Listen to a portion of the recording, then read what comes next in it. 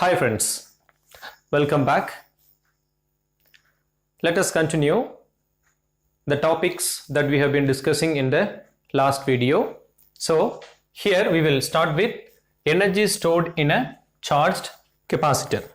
That is what we are going to discuss today as a first topic.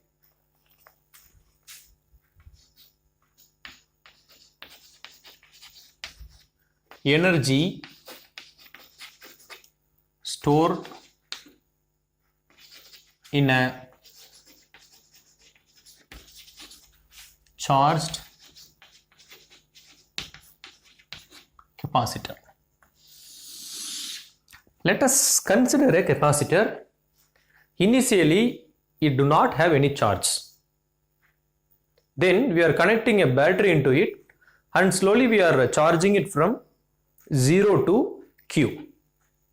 In this process, at any instant, at a particular instant, this capacitor has the charge Q prime at a particular instant.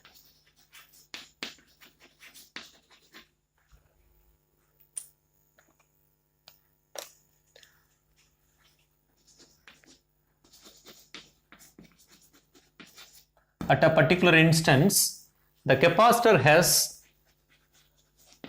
charge Q prime and it has the potential V prime.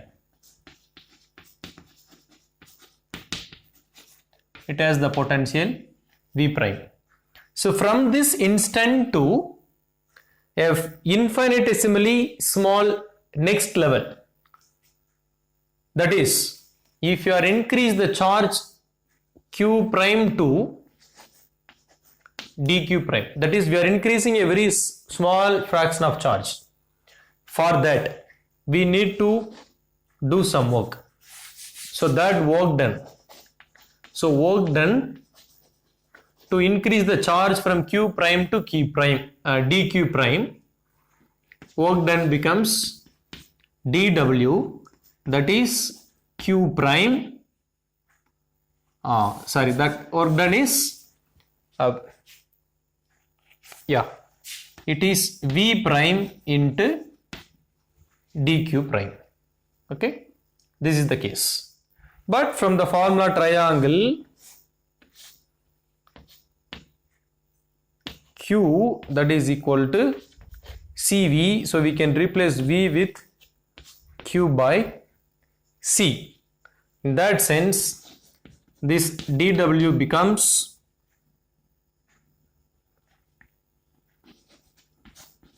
Q by C into dq prime. Okay, fine. So here the charge is Q prime. So in that way we can denote. So this is for increasing the charge from Q prime to the next small level dq prime. Q prime plus dq prime, right? So charging a capacitor from Q prime to Q prime plus dq prime, this is the work done. This we can rewrite this. It is equation 1. Then what is the work done?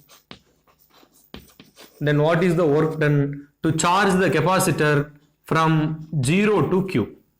For that, we have to integrate this entire equation dw, which is integral of Q prime by C dq prime. And this is the formula. So which we can write C is a constant. So here C is a constant that we can take out 1 by C Q prime into dq prime. This becomes 1 by C Q prime square by C. Right? And the limit is we have to increase from 0 to Q.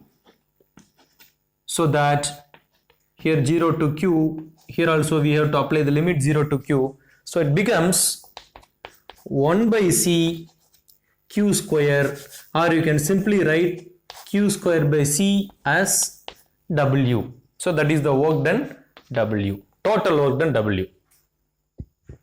But what is Q square?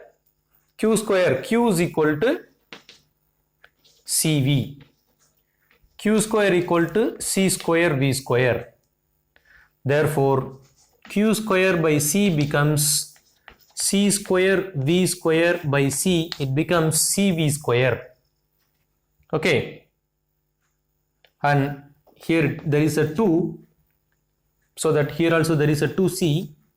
So it becomes, what is that? 1 by 2 CV square. So that is the work done. What we have done? We have started that there is a capacitor which has the charge 0. And we are increasing from 0 to Q. For that, at any instant of time, we assume that the charge is Q prime and the potential is V prime. Fine. Now, from Q prime to, we are increasing the charge to plus dQ prime. What is the work done? That is dW, which is equal to V prime dQ prime. This is for small change in the charge. Now, if you want to calculate the total work done for charging the capacitor from 0 to Q, then you have to integrate this equation. What it will be? Integral of 0 to Q, not A, 0 to Q. So don't confuse this with Q and A, all are Q. There is no A here. Q prime by C into dQ prime. C is a constant you can take out. Q prime into dQ prime. Integral will give you Q prime square by 2. And the limit will be 0 to Q. And it will give you, the prime will go out because the upper limit is Q. So that 1 by 2C Q square. Now, Q is equal to CV, Q square equal to C square V square, Q square by C is equal to CV by CV square by C. Substitute here and you will get W equal to 1 by 2 CV square. So this W is the work done, right? This work done is stored as a potential energy in the capacitor. So energy stored, it is stored as a potential energy which is 1 by 2 CV square. Now if we discharge this capacitor, this potential energy again be converted into electrical energy which can be withdrawn back for the purpose that we have required. Right? Fine. So for securing the board, let me write this equation here itself. So U equal to 1 by 2 CV square. Well, now loss of energy, when the loss of energy on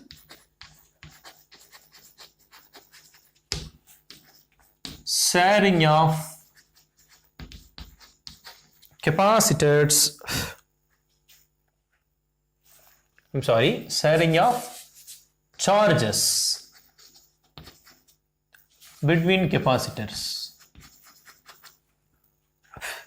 between two capacitors. Sharing of charge between two capacitors. What is that? So that is, we are having a capacitor who has a potential V1, capacitance C1, and we are having another capacitor who has potential V2, capacitance C2. Now if we connect these two with the common wire and there is energy flow between these two in order to get balanced. Okay, so this is, let us denote capacitor A and this is capacitor B. Now after joining this, what is the potential. Potential becomes, what is that? V equal to Q by C, that is total charge divided by total capacitance. What is the total charge? What is the formula for charge? Charge Q, that is equal to CV. So that here C1 V1 plus C2 V2 divided by total capacitance C1 plus C2, this is V. This is equation 1, you can say. And now we need to calculate the loss of energy, which means we have to calculate the energy before joining and calculate the energy after joining. So that, let us denote U1 as the total potential energy of these two capacitors which are not in contact with each other. In that case, you have to sum up the individual potential energies. So potential energy of the first capacitor, we can write it as 1 by 2.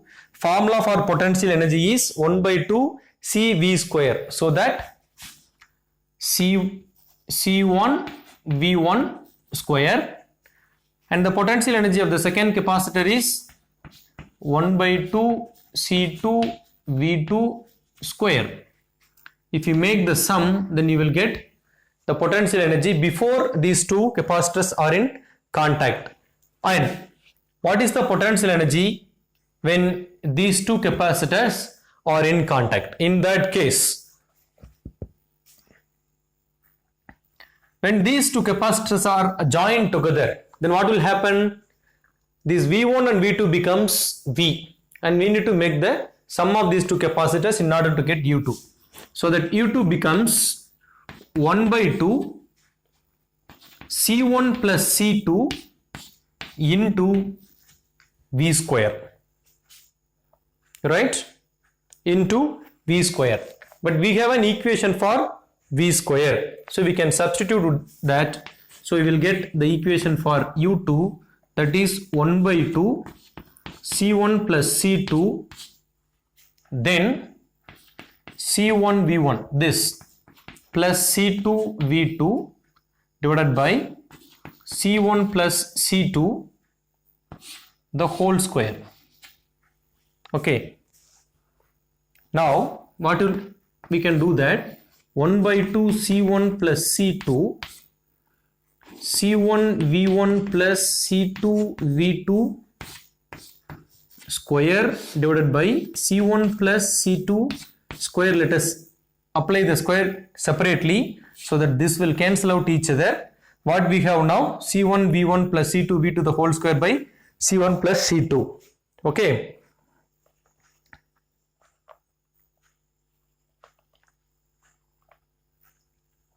This is, we can denote equation number 2.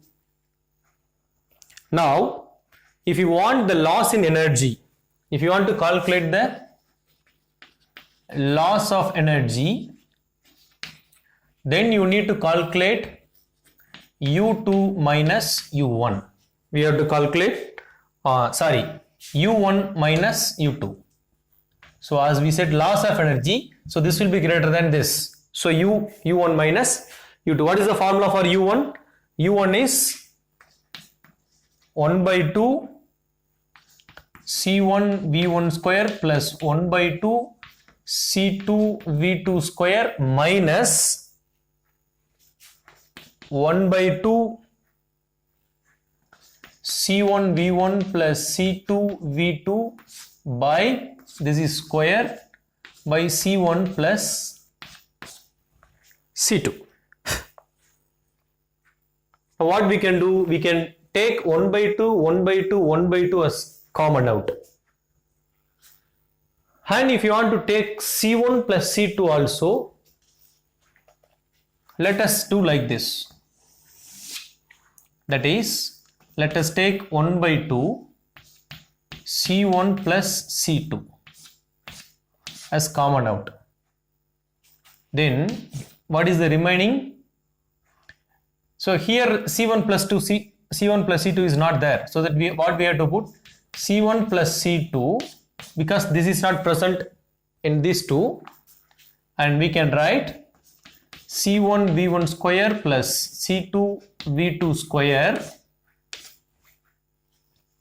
minus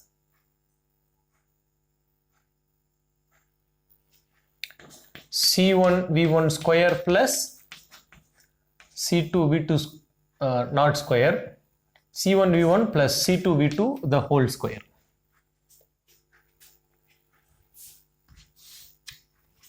Okay, in this way it will appear. Now we can expand this. How we can expand this? 1 by 2 C1 plus C2. Now we can expand this. What is that? This C1 have to multiply it with this, then this C1 has to multiply it with this, then C2 have to multiply it with this, and this C2 has multiplied with this. So C1 square V1 square plus C1 C2 V2 square plus C1 C2 V1 square plus C2 square V2 square. Okay, and then here a plus b whole square and minus, so that a square C1 square V1 square b square, actually minus outside, let us write a plus b whole square, so that a plus b C2 square, it will be like this, C2 square V2 square plus 2ab C1 V1 C2 V2, like this. Now we introduce the minus inside, so that this all becomes minus. Okay, now if we look carefully into this equation, this will cancel because this is plus, this is minus, and this will cancel out each other. Okay, and what are the remaining thing? C1 C2 V2 square plus C1 C2 V1 square minus 2 C1 V1 C2 V2. What we can take out? C1 C2 common, C1 C2 common, C1 C2 common, so that we can take out C1 C2 divided by 2 C1 plus C2. This is common. What is remaining? We can write this one, V1 square, then this is V2 square minus 2 V1 V2. A square plus b square minus 2ab, so that this becomes C1 C2 by 2 times C1 plus C2 V1 plus V2 square, right? Not V1 plus V2, this is a minus b, V1 minus V2 square.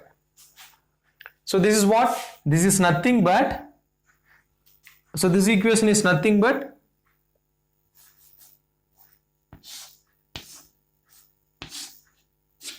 it is nothing but u1 minus u2. Now you see in this equation, this we can denote something like, say, equation number 3. So this is the equation for loss in energy when the two capacitors are sharing their charges. Okay, see here, V1 minus V2 the whole square can never be negative. It will never net negative. Why? Whatever the term inside, if you take square, it will becomes positive. So as this term can never negative, so always, due to this factor, always U2 must be less than U1. If U2 must be less than U1, then what will happen? U1 minus U2 will be less than U1. In this case, there is a loss alone, nothing beyond that. Where is this loss goes? This loss will go as a heat dissipation in the core of wire, and when you join these two capacitors, there exists a spark. this spark will dissipate some energy. So this is the loss of energy of sharing of charges between two capacitors. What is essential idea? We have considered two capacitors, one capacitor with the potential V1 and capacitance C1, another with potential V2, capacitance C2. We are calculating the total charge when these two are in contact. When these two capacitors are in contact, they will have a common potential that we can calculate using the total charge by total capacitance with this formula. Then we have calculated and we have written the equation for the potential energy when these two capacitors are not in contact. So we have done algebraic sum of the potential energy of these two capacitors individually. Then we have joined so that we have calculated the energy, potential energy after the contact. This will give us like this. Now we have expression for V that we have substituted. This V expression is substituted here. So this comes and we have cancelled out C1 plus C2 in numerator and denominator. We have ended up with the equation U2. Now in order to calculate the loss of energy, we have subtracted U2 from U1. So this expression, what is that? U1 1 by 2 C1 plus C2. Where is U1? This one, 1 by 2 C1 V1 square plus 1 by 2 C2 V2 square minus this term. And we have done all the arithmetic calculations. We will end up here. So we need to calculate the nature, we need to estimate the nature of this energy, whether it is loss or gain. For that, this term V1 minus V2 is always positive. It will never become negative, always positive. So that what will happen? U2 will be lesser than U1, so that U1 minus U2 will always lesser than U1, so that there is a loss of energy.